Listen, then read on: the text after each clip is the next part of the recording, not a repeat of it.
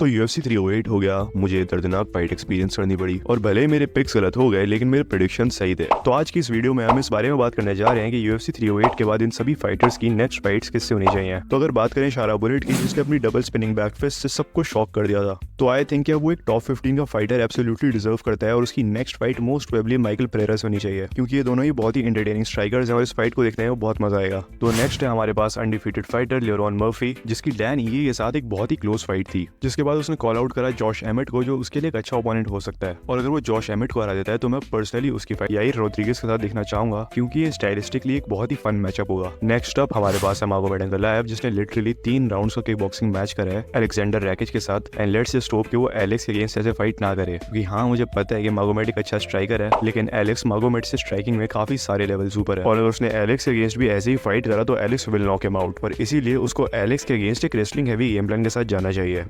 Next है हमारे पास Robert Whittaker और खमजा शिमाएव। तो देखो, मैंने इस फाइट में जीतने के लिए रॉबर्ट विटेकर को पिक करा था और ऑब्वियसली मेरा पिक गलत हो गया, लेकिन मेरी इस फाइट की प्रेडिक्शन गलत नहीं हुई। एक बार देखो मैंने अपनी वीडियो में क्या बोला था, एक बार भी खमजा विटेकर को ग्राउंड पर ले गया तो उसके लिए वापस खड़ा होना काफी मुश्किल होगा, क्योंकि जब भी विटेकर वापस अपनी फीट पर आने के लिए टर्टल करके वापस खड़ा होगा, जो वो यूजुअली करता है, क्योंकि यहाँ से शिमाएव फुट स्वीप्स और ट्रिप्स करने में एक एक्सपर्ट है। वो अपने वेजेस को काफी अच्छे से यूज करता है और फटाक से हुक्स अंदर डाल के बैक ले लेता है, और यहाँ से it's just a matter of time कि वो तुम्हें कब आरएनसी लगाएगा। तो UFC 308 के बाद रॉबर्ट विटेकर की नेक्स्ट फाइट किससे होनी चाहिए? तो देखो, मुझे पर्सनली लगता है कि रॉबर्ट विटेकर के वापस चैंपियन बनने के चांसेस काफी ज्यादा कम है, और इसी के साथ एक थर्ड फाइट रॉबर्ट विटेकर के लिए एक अच्छा मैचअप होगी, क्योंकि इन दोनों ही फाइटर्स के पास मिडिलवेट डिवीजन की रैंकिंग्स में इतना कोई बड़ा नाम नहीं है एज अपोनेंट फाइट करने के लिए। लेकिन ऐसा भी हो सकता है कि रॉबर्ट विटेकर के साथ UFC का प्लान कुछ और हो, और हो सकता है उसकी नेक्स्ट फाइट किसी अपकमिंग नए कंटेंडर से हो। और अगर बात करें खमजा शिमाएव की, जिसने अपनी विन से काफी सारे लोगों को गलत साबित कर दिया, और इस परफॉर्मेंस के बाद वो एब्सोल्युटली एक टाइटल शॉट डिजर्व करता है, और मेरे ओपिनियन में वो एक फ्यूचर चैंपियन है। और इवन दो मुझे लगता है कि खमजाद एक टाइटल शॉट डिजर्व करता है, लेकिन फिर भी स्ट्रिकलैंड को खमजाद से रिप्लेस नहीं करना चाहिए। और ये बात शायद से खमजाद के फैंस को पसंद ना आए, लेकिन खमजाद के लिए स्ट्रिकलैंड और DDP के फाइट के विनर से फाइट करना ज्यादा स्मार्ट होगा, क्योंकि उसको अपनी नेक्स्ट फाइट से पहले थोड़ा वेट करने की जरूरत है। क्योंकि देखो, मैं कोई हेल्थ एक्सपर्ट तो नहीं हूँ, लेकिन मुझे इतना पता है कि back to back fight camps में जाना और वेट कट करना एक हेल्थ इश्यूज वाले बंदे के लिए बिल्कुल भी हेल्दी नहीं होता, और ऐसा कोई भी नहीं चाहेगा कि खमजाद अपने हेल्थ इश्यूज की वजह से दोबारा काफी टाइम के लिए गायब हो जाए और अपने 100% पोटेंशियल पे फाइट ना कर पाए। और इस परफॉर्मेंस के बाद मुझे जेन्युइनली लगता है कि खमजाद के पास एक अच्छा चांस है स्ट्रिकलैंड और DDP को हराने के। और इवन दो DDP एक मुश्किल ओपोनेंट होगा खमजाद के लिए उसकी रेसलिंग स्किल्स, कार्डियो और स्ट्रेंथ की वजह से, लेकिन इस परफॉर्मेंस के बाद खमजाद के अगेंस्ट किसी को भी पिक करना काफी मुश्किल है। नेक्स्ट अप है हमारे पास मैक्स हॉलोवे और इलिया टुपुरिया। मैंने इस फाइट में जीतने के लिए मैक्स हॉलोवे को पिक करा था because I love max Holloway, लेकिन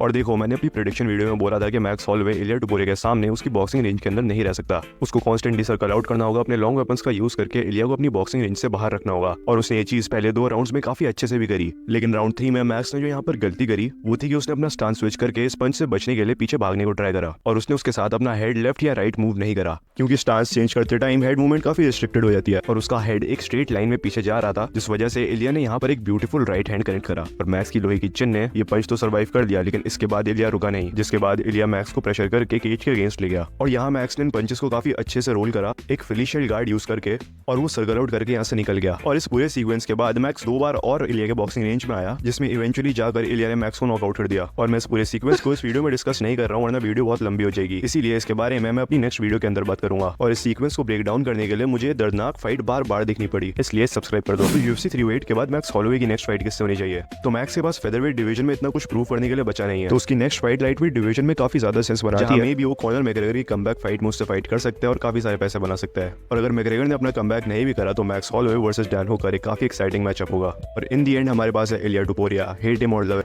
ये बंदा ऑलरेडी फेदरवेट डिवीजन की गोट कन्वर्सेशन में आ चुका है, क्योंकि उसकी last 2 wins arguable featherweight goats के अगेंस्ट थी, और उसके लाइटवेट डिवीजन में जाकर इस्लाम माकाशेव को हराना मेरा सबसे बड़ा नाइटमेयर होगा। और इलिया अपनी इस परफॉर्मेंस के बाद ऑलमोस्ट अनबीटेबल लग रहा है, और यहीं से आता है सवाल कि इलिया को कौन हरा सकता है और कैसे। और इस बारे में मैं पूरी वीडियो अपलोड करने जा रहा हूँ अपने 500 सब्सक्राइबर्स होते ही, तो इसीलिए लाइक और सब्सक्राइब बटन पे डबल स्पिनिंग बैक फिस्ट मारो या फिर किक, मुझे नहीं पता, क्लिक हो जाना चाहिए। Thank you for watching.